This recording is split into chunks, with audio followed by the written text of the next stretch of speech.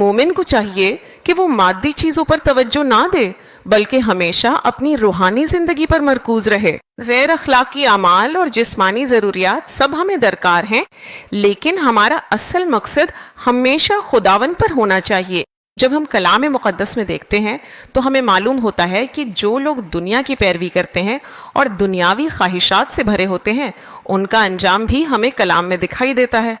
خدا نے لوط کی بیوی کو خبردار کیا تھا کہ تم پیچھے مڑ کر نہ دیکھو، تمہیں آگے ہی بڑھنا ہے، لیکن باوجود اس کے کہ خدا نے اتنی شاندار رہنمائی کی، اس کا دل مکمل طور پر سدوم اور امورا کی طرف لگا ہوا تھا۔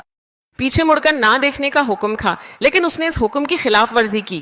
وہ نمک کا ستون بن گئی، یعنی وہ بے فائدہ ہو گئی، نہ وہ اپنے شوہر کے کام آئی نہ ہی اپنی بیٹیوں کے۔ تو ہم دیکھتے ہیں کہ وہ ایک نمک کا ستون بن گئی تھی، جیسا کہ کلام میں لکھا ہے، حکم عدولی ہی گناہ ہے۔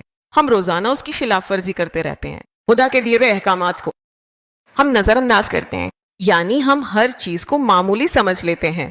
کبھی بھی نجات کو معمولی نہ سمجھو، یہ میں نے سیکھا ہے۔